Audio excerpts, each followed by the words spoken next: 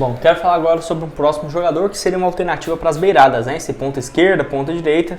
Quem será que seria esse atleta? Enfim, vou deixar aqui para vocês que é o Christian Espinosa. Ele que tem 28 anos de idade, é um ponta direita mesmo de ofício, que vive uma fase muito interessante lá na MLS, assim como o Baleal, né? Que chegou no Cruzeiro. Ele estava jogando numa equipe chamada... Rapaz, essa aqui é difícil, hein? Earthquakers, não sei se é essa a pronúncia do clube, mas enfim, é um clube até que é conhecido, esse símbolo dele. Foi muito bem na temporada passada, com 13 gols e 8 assistências, desempenho bem legal do atacante argentino, que já está há um tempo, né, na MLS, nessa mesma equipe desde 2019, e sempre com números interessantes, né? Por exemplo, temporada anterior, 7 gols e 9 assistências, então já tem sido um atleta importante aí na história do clube nesses últimos anos. Ele que no futebol argentino passou no Boca Juniors e no Huracan, jogou um tempo também no Valladolid, lá da Espanha, em 2017. Nessa época o Ronaldo ainda não era dono, tá, do Valladolid, mas ele seguiu emprestado pela equipe do Ronaldo em 2018 e 2019, onde o Ronaldo já era dono do clube, para o Boca Juniors. No Boca Juniors jogou apenas 16 jogos e 2 gols, e no primeiro ano dele emprestado à MLS pelo próprio Vila Real, ele foi bem, 32 jogos, 3 gols e 12 assistências. Até vou ver se ele não foi comprado, né? Se às vezes o Ronaldo até já conhece ele, porque teve uma venda, por exemplo, dentro do mesmo grupo dele, né? Deixa eu pensar esse aqui, Espinosa, que aí dá pra você ver, né, se teve alguma transferência ou não. Eu uso o site OGOL, eu acho ele bem interessante para ver essas questões. Bora ver. Christian Espinosa, 28 anos de idade, se teve essa venda, né, naquela época ou não, vamos ver aqui. Vamos ver se eu acho, né. Foi um empréstimo com uma opção de compra de 2 milhões e 300 mil euros, né? Então, essa equipe aí pagou 10 milhões e meio de reais, basicamente, para o Ronaldo, que já tinha um valor ali lá em 2019, e ele seguiu com uma fase bem interessante. O Cruzeiro deve ter procurado, até hoje, na minha opinião, seria extremamente útil esse jogador. Vou deixar aqui também para vocês o mapa de movimentação dele nessa última temporada na MLS, que dá para ver que ele joga especificamente como um ponta direita. O Cruzeiro no mercado, eu diria que até em si, na liga e tudo mais, tá cada vez mais difícil achar ponta direita de ofício. A maioria dos jogadores jogam mais pela esquerda do que pelo lado direito. Não sei se é só eu que tenho reparado isso nos últimos anos, mas foi muito bem. A nota média dele na MLS, 7.42. É claro que é uma liga bem mais fraca do que a do Brasil, mas enfim, pelo menos ele teve um ótimo desempenho. Foram 35 jogos na liga, todos como titular, 13 gols e 8 assistências, 21 participações em gols, né? É um número realmente bem interessante. Ele tem um contrato com a equipe lá da MLS, que é longo, né? Não é um jogador que poderia chegar de graça, não. Ele está em contrato até o final de 2025 e está avaliado um valor bem menor, né? 5 milhões de euros, mas mesmo assim seria algo na casa de 25, 30 milhões de reais, dependendo do câmbio, né? E é um jogador que é destro, 1,72 m, 28 anos de idade. Igual eu falei, o Cruzeiro conseguiu jogadores que valem essa casa mesmo, de 35, 40 milhões, 60 milhões igual o Matheus Pereira por empréstimo, mas foi muito mais esse Jiménez, ele que é um atleta argentino lá do Independiente, que eu vou deixar essa informação, né, de que um portal lá da Argentina trouxe a informação de que o Independiente pedia algo na casa de 3 milhões de dólares para ter a sua liberação. E assim, um dos times interessados seria o Cruzeiro, inclusive nessa arte aqui, ó, aparece a foto dele com o Cruzeiro e tudo mais. E aquela coisa, eu acho que poderia sim ser uma alternativa interessante de olho nessa próxima temporada. Ele que tem 25 anos de idade, pode jogar tanto de ponta direita quanto de ponta esquerda. Começou bem a Copa da Liga da Argentina nesse ano, 5 jogos, 2 gols marcados. Ano passado já tinha somado 43 jogos, 10 gols e 2 assistências, mas realmente 3 milhões de dólares por aqueles falavam, né,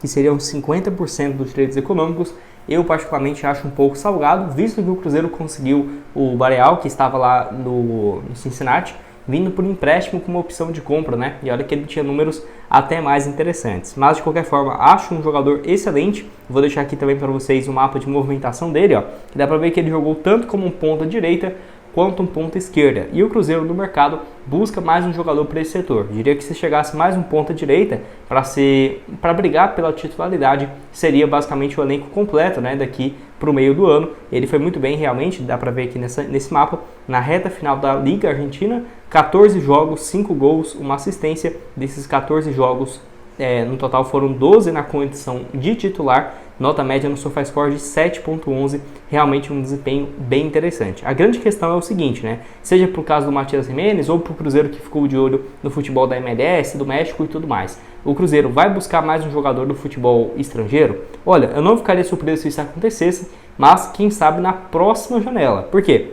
Se você for analisar, né, a janela se encerra internacional hoje, dia 7 de março, e aí só vai reabrir no próximo dia 10 de julho, tá, de 2024, e aí ela fica aberta 10 de julho a 2 de setembro de 2024. Então, o Cruzeiro, então, Gustavo, só vai ter esse elenco agora até o início da Série A, ou, por exemplo, até julho, né, que já vai ser ali 10, 12 rodadas do Brasileirão.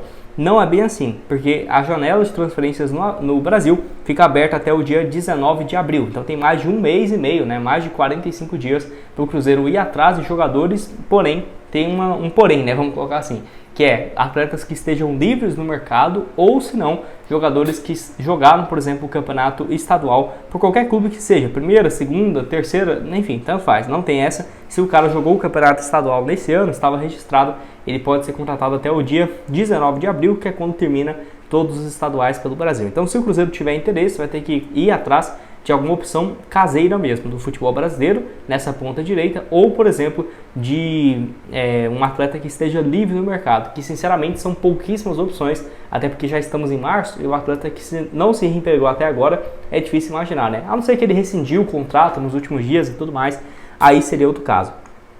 Mas, de qualquer forma, eu acredito muito mais nessa possibilidade do Cruzeiro contratar um ponta-direita aqui do futebol brasileiro, ou se for para ser um atleta de mais alto nível, que seja, por exemplo, lá para meados de julho, agosto, setembro, quando a janela ainda está aberta, porque aí faz mais sentido, né, de pensar nessa possibilidade. Mas sem dúvidas eu acho que a janela do Cruzeiro nesse ano foi muito melhor. Lembrando que ano passado o Cruzeiro nesse mesmo período, né, havia tido o sexto time que menos contratou e gastou em jogadores.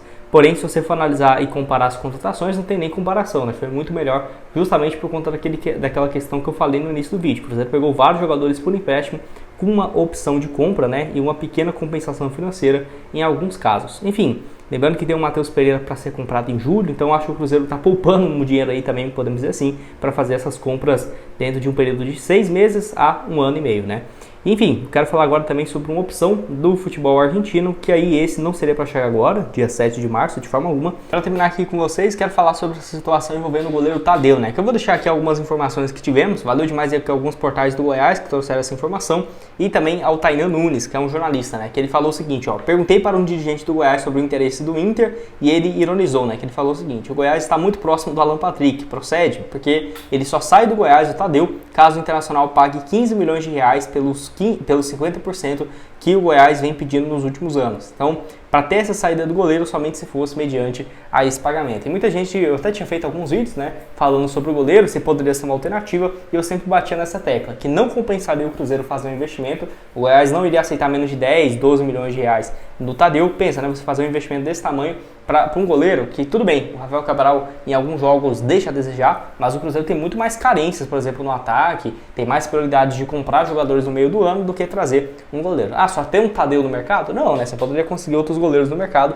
mas não tem sido fácil essa situação. Olha o tempo, né, que por exemplo o São Paulo ficou até encontrar um novo goleiro, vários times aqui no Brasil que, na minha opinião, não tem um goleiro ainda à altura, né, que eu acho que são bem fracos inclusive, e o Rafael Cabral não acho que seja um goleiro, nossa, não é confiável, não, muito pelo contrário. Alguns jogos ele erra, eu fico bravo, já critiquei aqui, já, mas não acho que é pro Cruzeiro ir lá e pagar 15 milhões de reais no Tadeu.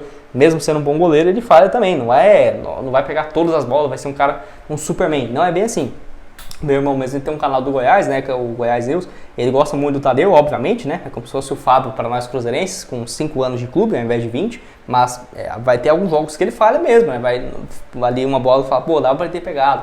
O goleiro não tem como, é uma profissão realmente, às vezes, até injusta mesmo, né? Porque vai pegar muito, mas alguns jogos vão falhar e é normal. Não acho que o Tadeu, por exemplo, seja 5 vezes melhor do que o Rafael Cabral. Não, acho que tem ali alguns méritos a mais, outros a menos, mas não, pelo investimento em si que eu acho que não faria muito sentido, até porque o Rafael Cabral tem um contrato bem longo, né? Ainda com o Cruzeiro. Então, o Internacional é um dos times interessados, a janela na teoria está fechada, mas vai abrir em breve, né, em abril agora, para os jogadores que estão jogando no campeonato estadual, então quem sabe não tem essa transferência, quem sabe o Tadeu daqui a um tempo, né, não poderia ser uma alternativa, tem 32 anos, para goleiro que joga até 38, 39, ainda está novo, e pode deixar aqui que vocês têm a dizer aqui embaixo nos comentários. Gostaria? Não gostaria? Lembrando que o Internacional já tem um goleiro, né, que é o Rocher, que é o da seleção uruguaia, e busca mais um goleiro. Realmente um time bem forte. Espero que o Internacional também não entre nessa onda de sair contratando todo mundo sem ter condições, né? Porque foi muito Cruzeiro em 2017, 2019, que ninguém precisa lembrar, né? O que acabou acontecendo. Mas enfim, mais uma contratação. Pode deixar a sua opinião aqui embaixo nos comentários. Bom, esse foi o vídeo, espero que tenham gostado. Não esqueça aqui, ó, de deixar seu like também, se inscrever em nosso canal, ajudar a gente a chegar a essa marca aqui no YouTube. Próximo objetivo nosso é aqui de 43 mil inscritos, conto com a ajuda de vocês. Outras sugestões de conteúdos estão aparecendo aqui na tela agora, tá aqui aparecendo para vocês, né? E o link aqui no primeiro comentário fixado. Valeu, galera!